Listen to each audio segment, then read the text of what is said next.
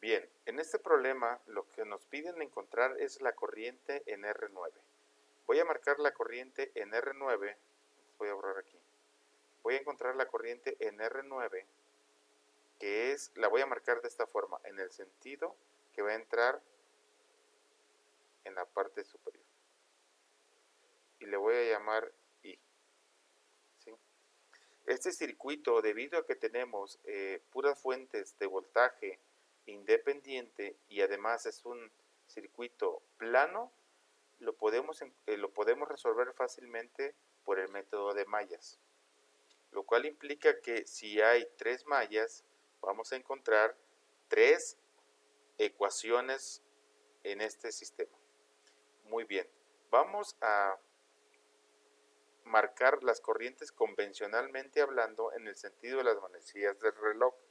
Si alguna corriente al final sale negativa, entonces, bueno, lo único que tenemos que cambiar es su sentido, ¿no? O que la corriente va en sentido contrario. Entonces, como ya dije, por mallas, nosotros vamos a utilizar lo que se llama ley de voltajes de Kirchhoff, lo cual nos dice que la sumatoria de todos los voltajes en una trayectoria cerrada debe de ser igual a 0. Teniendo esto en cuenta, pues vamos a marcar, como dije, las corrientes. Entonces, voy a marcar la primera corriente que le voy a llamar I1, luego la segunda corriente que le voy a llamar I2 y finalmente la tercera corriente que le voy a llamar I3. Muy bien, ahora la malla 1 la vamos a calcular de la siguiente manera. Malla 1, ecuación que va a ser correspondiente a la ecuación número 1. Aclarando lo siguiente, en nodos el número de ecuaciones es igual al número de nodos menos 1. En mallas cambia un poquito, el número de ecuaciones es igual al número de mallas. Entonces tenemos 3 mallas, debemos obtener 3 ecuaciones. Bien, como nosotros ya pusimos el sentido de cada una de las corrientes en cada malla, entonces vamos a aplicar la convención que dice que por donde entra la corriente es el más y por donde sale la corriente es el menos. Esto en elementos pasivos, como en este caso, son resistencias. Entonces, para no perdernos, aquí le vamos a poner el más, aquí el menos, aquí en este caso es el más, aquí el menos, para ver las caídas de voltaje. Y aquí, aunque hay una fuente de voltaje, bueno, le vamos a tomar el signo que la línea más pequeña es el menos y aquí es el más. Recuerden lo siguiente, una fuente de voltaje independiente mantiene su valor independientemente de la corriente que circule por el circuito. Muy bien, ahora sí, vamos a ver cómo queda nuestro sistema. Nuestro sistema queda de la siguiente manera. Sería 2.2, que son los ohms que tenemos en ese punto, por la corriente I1. Luego tendríamos más 9.1 que multiplica a la corriente 1 menos la corriente I2, o sea, de la malla 2. Y como ya no tenemos I3, entonces esto va a ser igual a 0. Bueno, perdón, tenemos una fuente de voltaje, aquí me falta. Tenemos una fuente de voltaje la cual inicia con un menos, entonces le vamos a poner menos 18 igual a 0. Y ya le cambié el color, bueno, ya ni modo. Entonces esto va a quedar de la siguiente manera. I1 va a quedar como 11.3 I1 menos 9.1 I2 más 0 igual a 18, porque es 18 lo pasamos para el otro lado, va a pasar sumando. Y tendríamos nuestra ecuación 1. Nuestra ecuación 2 pues sería correspondiente a la malla 2, es decir, malla 2. Nuestra malla 2 sería vista de esta forma. Ahora, el más de la malla 2 sería este, el menos sería este, el más sería este, el menos sería este. O sea, las caídas de tensión en cada elemento pasivo se vería de esta forma. Ahora aclarando una cosa, en la fuente de voltaje no afecta esa corriente I2, porque volvemos a lo mismo. Una fuente de voltaje independiente funciona igual, no importando la corriente o el voltaje que circule por ahí.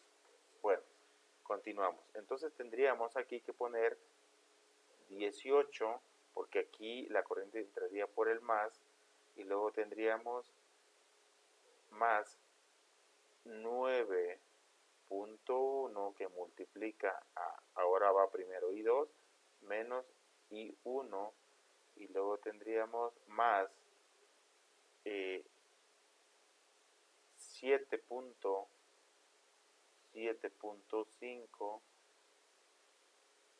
I2, y luego tenemos más 6.8 I2, 6.8 I2 menos I3, y esto sería igual a 0. Y nuestra segunda ecuación entonces queda de la siguiente manera, sería menos 9.1 I1 más, aquí tendríamos 23.4 I2, 23.4 I2, y luego tendríamos menos 6.8 I3, y esto sería igual a menos 18. Tendríamos nuestra ecuación número 2. Terminamos con nuestra malla número 3. Nuestra malla número 3 queda de la siguiente manera. Malla 3, correspondiente a la corriente I3. Vamos otra vez aquí, ahora marcamos de esta forma, más, menos, aquí no va a afectar porque empieza por el más y entra por el menos, aquí tengo el más, aquí tengo el menos. Vemos nuestra ecuación y podríamos empezar aquí a escribir que es I3, le borro porque ya se me fue aquí. Podríamos empezar a ver que sería vamos a empezar por la fuente, que sería positiva, sería 3 más 3.3 y 3 más 6.8, que sería I3, ahora al revés, menos I2, y pues no tenemos el otro punto que es I1, entonces esto sería igual a 0. Y tendríamos entonces nuestra ecuación número 3. Aquí tendríamos 0 en I1, ahí no tendríamos, y luego tendríamos menos 6.8 en I2, y luego tenemos más 10.1 en I3, 10.1 en I3, y esto sería igual a menos 3. Y tendríamos nuestra ecuación número 3. Bueno, armando nuestra matriz quedaría de la siguiente forma. Nuestra matriz final se vería así. Quedaría como 11.3 menos 9.1 y 0. Y luego tendría menos 9.1, luego tendría 23.4 y menos 6.8. Y luego vengo 0, menos 6.8, 10.1. Armamos y aquí se va a igualar a 18, que son los voltajes, menos 18 menos 3. Tenemos nuestra matriz. Bueno, a simple vista y analizando que la diagonal es positiva y que la parte superior de la diagonal es idéntica a la parte inferior de la diagonal, podemos decir que nuestras ecuaciones hasta ahí están bien. Quizás en el análisis de los voltajes pudiéramos tener un error, pero para vamos a hacer nuestros cálculos. Recordando otra vez que por solución de Cramer para mí es la forma más fácil. Aunque yo no muestro el método aquí, de todas maneras a ustedes, si gustan practicar manualmente, lo pueden hacer. Y si no, hay algunos medios computacionales, además de que las calculadoras también lo pueden hacer para encontrar ese valor. Pero finalmente lo que estamos buscando es lo siguiente. Es encontrar que la corriente I1, que es la que me va a afectar, debe estar dada por delta 1 entre delta. Y esa corriente, al hacer el cálculo, a mí me dio de 1.206 amperes. Y la corriente I2, que es la que está involucrada en este cálculo, va a ser igual a delta 2 entre delta. Y entonces aquí me dio menos 0.481 amperes. Con esto ya puedo calcular lo que me están pidiendo, que es la corriente en R9. Bueno, pues ¿cómo la encuentro? Si me voy a la figura, voy a moverme a la figura, va a ser la diferencia, I va a ser la diferencia de I1 menos I2, o puedo verlo de la siguiente manera, I va a ser igual a la diferencia de I2 menos I1, y a final de cuentas, nuestra ecuación, nuestro cálculo quedaría de la siguiente forma, I, que es lo que estoy buscando, es igual a I1 menos I2.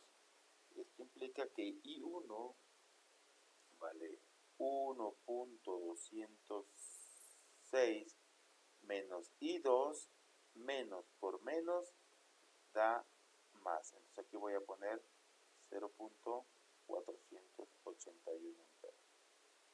Bueno, siempre le pongo ahí, pero lo voy a borrar. Entonces, I queda de la siguiente forma. Va a ser igual a 1.687 amperes. Y tendríamos el problema resuelto. ¿Qué es lo que nos está diciendo? Que así como supusimos la corriente, I es correcta, ¿no? Aquí lo estamos viendo. Así como nosotros estamos diciendo que va a ser la corriente, va a ser de la forma que estaba bien. Es decir, la corriente viene hacia abajo, es decir, pasa por R9 y entra por el menos de la batería y sale por el más, como realmente debe suceder. Gracias, estamos en contacto.